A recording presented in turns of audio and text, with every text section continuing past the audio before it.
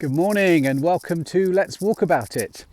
Lola and I are out on a lovely sunny walk, and today I'm barefoot.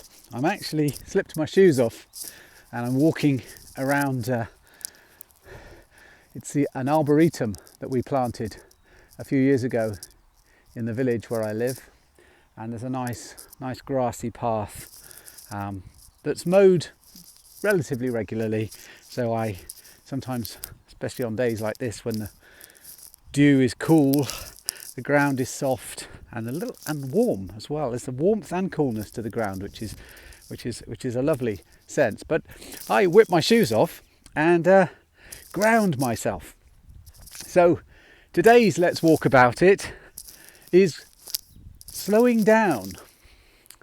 And one of the reasons I do take my shoes off, one of the other reasons I take my shoes off, and I'll share some of those reasons in this video with you, is it helps me to slow down, because there are things on the floor in front of me, the odd thistle that's been missed, and things I don't want to step on. Might be a slug or a snail on the path, and dogs do come into this field, but the owners tend to pick up after them. So I need to be mindful when I'm walking and slow down a little and invest attention in where I'm placing my feet as I walk. So this will be a challenge on the video today.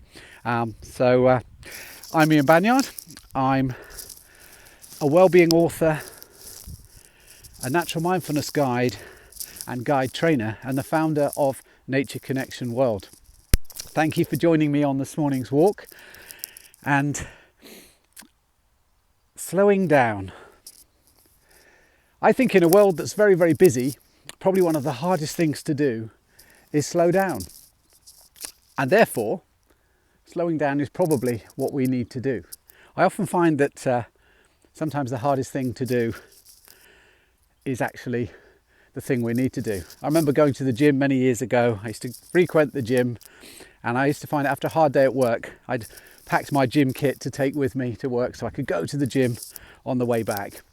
But then after a hard day's work, I would sit outside in my car thinking about how hard it was to get out of that car and go into the gym and exercise after a busy day at work, when I could actually go home and put my feet up, have some tea and relax.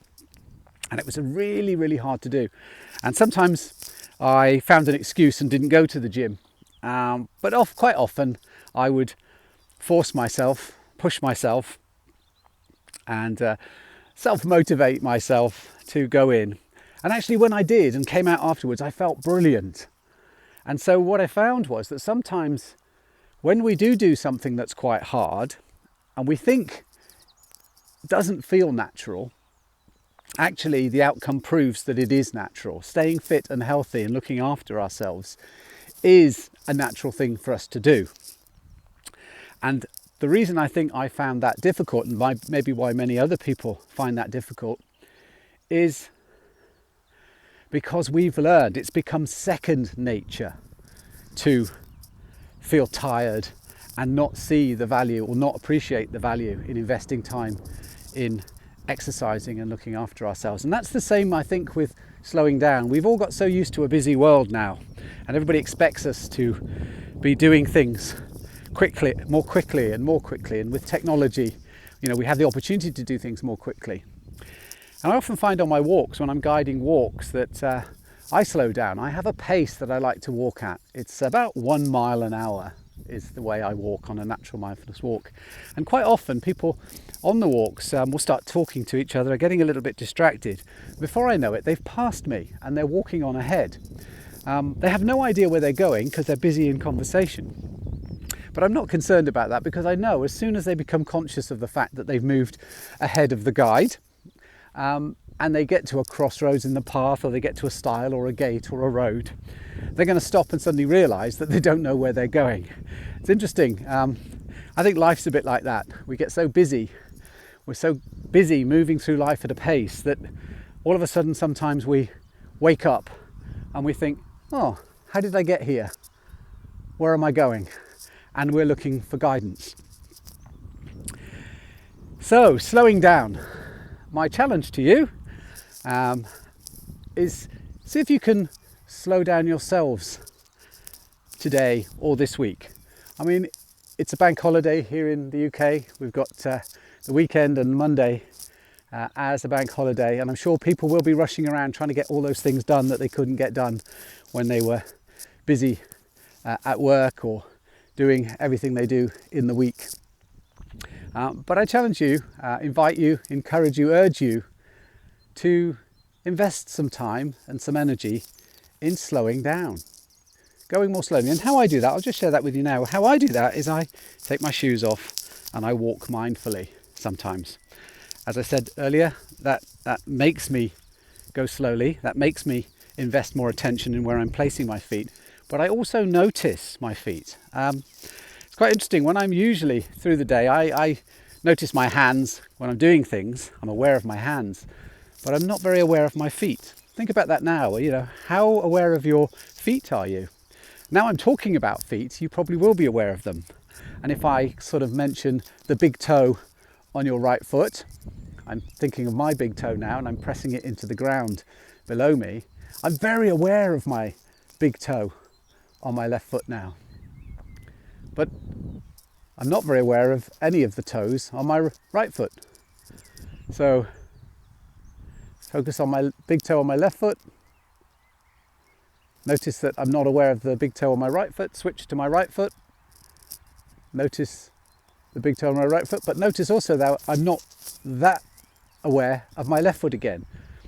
So one of the exercises when I walk is to become more aware of both feet.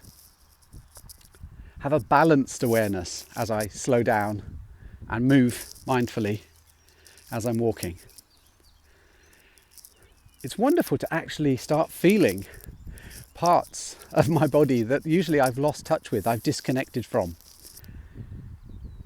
And one of the things I notice, the more I practice walking mindfully, the better my sense of balance becomes, the more balanced I am. I remember once learning to juggle, and I found it very difficult at first, but when I got better and better at juggling, what I realized was this balancing up the left and the right side of the body, this taking time, slowing down to notice how balancing up the left and right side of my body, what difference that made. It helped me to notice, it helped me to slow down, it helped me to think a little bit more clearly. Interesting. One of the other wonderful things, by the way, of taking your shoes off and walking on the ground slowly is something called grounding. And there's some science around this now as well. I'll put a link underneath this video for you, for those of you that are interested in this phenomena of grounding. It's allowing the electrical force within the ground around us, within the plants and the planet, I guess, to connect with the electricity that's within our bodies, within our cells. It's the electricity within the cells of our body and within the cells of the life force beneath our feet. And it's very interesting because some of the studies that have been done have sort of shown that grounding ourselves can reduce the clotting of red blood cells, which is fascinating. Again, I urge you to look into this. Don't just take my word for it. And then the other thing about it as well is muscle pain has been found to be reduced in people that regularly ground. Now I'm getting to an age now where I'm starting to wear out some of my joints, particularly my ankle joints. I do a lot of walking, as you can imagine, as a natural mindfulness guide, and I enjoy walking in nature. And I'm finding that I'm feeling a little bit of pain in my feet and ankles now. So I'll be doing a lot more of this grounding myself and walking barefoot, not just to slow down, but also to see if I can do something naturally about the pain I sometimes feel in my feet. Anyway, if you have a subject you'd like me to talk about on Let's Walk About It, if you'd like to come and walk with me, you can message me. I'll leave some details below this video. I'd love you to come and we could maybe do a video, do an interview together about that. I'm running walks in the Cotswolds, Cotswold Natural Mindfulness and Forest bathing walks here throughout this year and the following years, as I now have a private estate I can walk on, and private footpaths and lovely woodland there that I can use. So if any of you live in or around the Cotswolds, Gloucestershire Cotswolds, and fancy coming on a natural mindfulness and forest bathing experience with me, again, get in touch, let me know, and it'd be wonderful to meet you and we could walk about it together. Thank you for listening.